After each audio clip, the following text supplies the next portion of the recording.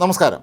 Gaza മുനമ്പ് ഏറ്റെടുത്ത് അവിടെ റിവേറിയ പണിയും എന്ന അമേരിക്കൻ പ്രസിഡന്റ് ഡൊണാൾഡ് ട്രംപിൻ്റെ പ്രഖ്യാപനം ഇപ്പോൾ കൂടുതൽ സംശയത്തിന് ഇടതരുന്ന രീതിയിലേക്ക് കാര്യങ്ങൾ കൊണ്ടുവന്നെത്തിച്ചിരിക്കുന്നു. കഴിഞ്ഞ ദിവസം ഡൊണാൾഡ് ട്രംപ് വീണ്ടും ഇത് സംബന്ധിച്ച ഒരു പ്രഖ്യാപനം നടത്തിയിരുന്നു.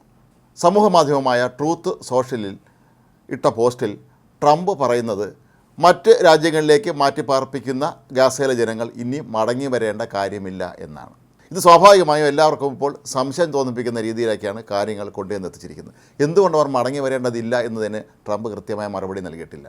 മാത്രമല്ല, ഗാസയിൽ അമേരിക്കൻ സൈന്യത്തെ നിയോഗിക്കേണ്ട ആവശ്യമില്ല എന്നും അമേരിക്കൻ സൈനികരുടെ ബൂട്ടുകൾ ഗാസയുടെ മണ്ണിൽ പതിയുകയില്ല എന്നുമൊക്കെയാണ് ട്രംപ് ഇപ്പോൾ രണ്ടാം ഘട്ടമായി പറഞ്ഞിരിക്കുന്നത്. ഇതെല്ലാം തന്നെ ആഗോള വ്യാപകമായി ട്രംപിൻ്റെ നീക്കങ്ങളിൽ ഇപ്പോൾ പലർക്കും സംശയം തോന്നിപ്പിക്കുന്ന രീതിയിലേക്കാണ് കാര്യങ്ങൾ പോകുന്നത്. ഗാസ ഏറ്റെടുത്ത് അവിടെ അമേരിക്കയുടെ ഒരു റിസോർട്ടാക്കി മാറ്റാനുള്ള നീക്കമാണോ ഇതിൻ്റെ പിന്നിലെന്ന് തന്നെയാണ് ഇപ്പോൾ പലരും സംശയിക്കുന്നത്. ഡൊണാൾഡ് ട്രംപ് പ്രസിഡന്റ് മാത്രമല്ല, ലോകത്തെ വളരെ പ്രമുഖനായ ഒരു വ്യവസായിയാണ്. പ്രത്യേകിച്ച് റിയൽ എസ്റ്റേറ്റ് മേഖലയിലൊക്കെ തന്നെ ഒരുപാട് ജോലികൾ ഏറ്റെടുത്തിട്ടുള്ള വലിയ സ്ഥാപനങ്ങളുടെ ഉടമ കൂടിയാണ് ഡൊണാൾഡ് ട്രംപ്. അതുകൊണ്ട് തന്നെ ഇവിടെയും അദ്ദേഹത്തിൻ്റെ കച്ചവട താല്പര്യങ്ങളാണോ മുന്നോട്ട് നയിക്കുന്നത് എന്ന സംശയമാണ് ഇപ്പോൾ പലരും ഉന്നയിച്ചിരിക്കുന്നത്.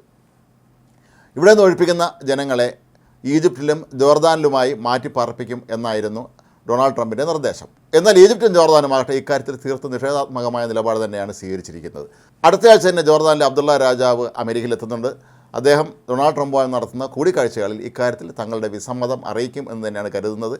ഈജിപ്തും ഇക്കാര്യത്തിൽ തികഞ്ഞ നിസ്സഹകരണം തന്നെയാണ് പ്രകടിപ്പിക്കുന്നത്. ഈ ജനങ്ങളെ തങ്ങളുടെ രാജ്യത്തേക്ക് കൊണ്ടുവരാൻ കഴിയുകയില്ല എന്ന നിലപാട് ഈ രണ്ട് രാജ്യങ്ങളും സ്വീകരിച്ചാൽ പിന്നെ അവരെ എങ്ങോട്ട് കൊണ്ടുപോകും എന്നുള്ളതാണ് ഇവിടെ ഉയരുന്ന മറ്റൊരു പ്രധാനപ്പെട്ട ചോദ്യം. ഫലസ്തീനികളെ ഇതിനകം തന്നെ മേഖലയിൽ കൂടുതൽ സുരക്ഷിതവും മനോഹരവുമായ പ്രദേശങ്ങളിൽ പുതിയതും ആധുനികവുമായ വീടുകളോടെ പുനരധിവസിപ്പിക്കാമായിരുന്നുവെന്നും അവർക്ക് സന്തോഷത്തോടെ സുരക്ഷിതവും സ്വതന്ത്രവുമായിരിക്കാൻ അവസരം ലഭിക്കുമെന്നുമാണ് ട്രംപ് ഇപ്പോൾ വ്യക്തമാക്കിയിരിക്കുന്നത്.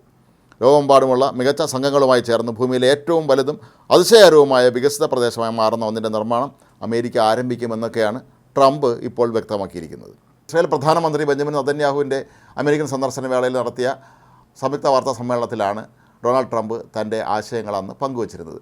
നെതന്യാഹു ആകട്ടെ ഡൊണാൾഡ് ട്രംപ് പറഞ്ഞ കാര്യങ്ങളോട് തന്നെ പൂർണ്ണമായ യോജിപ്പ് പ്രകടിപ്പിക്കുകയും ചെയ്തിരുന്നു. എന്നാൽ ചൈനയും റഷ്യയും ജർമ്മനിയും അടക്കമുള്ള രാജ്യങ്ങൾ ട്രംപിൻ്റെ ഈ നീക്കത്തോട് എതിർപ്പ് പ്രകടിപ്പിച്ചിരിക്കുകയാണ്. മാത്രമല്ല, അമേരിക്കയിൽ തന്നെ ട്രംപിൻ്റെ സ്വന്തം പാർട്ടിയായ റിപ്പബ്ലിക്കൻ പാർട്ടിയിലെ വലിയൊരു വിഭാഗം നേതാക്കളും ഇതിനെതിരാണ്. എന്തിനാണ് ഈ ഗാസയിലെ പുനർനിർമ്മാണത്തിനായി അമേരിക്കക്കാർ ടാക്സ് കൊടുക്കുന്ന പണമെടുത്ത് ചെലവഴിക്കുന്നത് അല്ലെങ്കിൽ ദൂർത്തടിക്കുന്നത് എന്ന ചോദ്യമാണ് അവർ ഉയർത്തുന്നത്. കൂടാതെ അവിടെ റിപ്പബ്ലിക്കൻസിൻ്റെ എതിർപക്ഷമായ ഡെമോക്രാറ്റ്സും ഇതിനെതിരെ ശക്തമായ വിമർശനവുമായി ഇപ്പോൾ രംഗത്തെത്തിയിരിക്കുകയാണ്. ലോകത്തെ പ്രധാനപ്പെട്ട രാജ്യങ്ങളൊക്കെ തന്നെ ട്രംപിൻ്റെ ഈ നിർദ്ദേശം അപ്രായോഗികമാണ് എന്ന് തന്നെയാണ് പറഞ്ഞിട്ടുള്ളത്. കൂടാതെ സൗദി അറേബ്യയും UAE പോലെയുള്ള അമേരിക്കയുമായി ഏറ്റവും അടുത്ത ബന്ധം പുലർത്തുന്ന രാജ്യങ്ങളുമൊക്കെ തന്നെ ഇതൊരു കാരണവശാലും അംഗീകരിക്കാൻ കഴിയില്ല എന്ന നിലപാടിലേക്ക് ഇപ്പോൾ എത്തിയിരിക്കുകയാണ്. തീവ്രവാദ സംഘടന ഹമാസ് തന്നെ ട്രംപിനെതിരെ അതിശക്തമായ വിമർശനവുമായി ഇപ്പോൾ രംഗത്തെത്തി. ട്രംപിൻ്റെ നീക്കത്തെ അപഹാസ്യമെന്ന് വിശേഷിച്ച ഹമാസ് നേതാക്കൾ എരുതിയിൽ എണ്ണ ഒഴിക്കുന്നതിന് തുല്യമായ രീതിയിലാണ് ഇപ്പോൾ ട്രംപ് ഇത്തരം കാര്യങ്ങൾ ചെയ്യുന്നത് എന്നാണ് കുറ്റപ്പെടുത്തിയത്. തങ്ങളുടെ ജനതയുടെ അവകാശത്തിന്മേലുള്ള കടന്നുകയറ്റം ഒരു കാരണവശാലും അനുവദിക്കാൻ കഴിയില്ലെന്ന് ഫലസ്തീൻ പ്രസിഡന്റ് മുഹമ്മദ് അബ്ബാസ് വ്യക്തമാക്കിയിട്ടുണ്ട്. ഗാസ ഫലസ്തീൻ്റെ അവിഭാജ്യ ഘടകമാണെന്നും അദ്ദേഹം കൂട്ടിച്ചേർത്തു.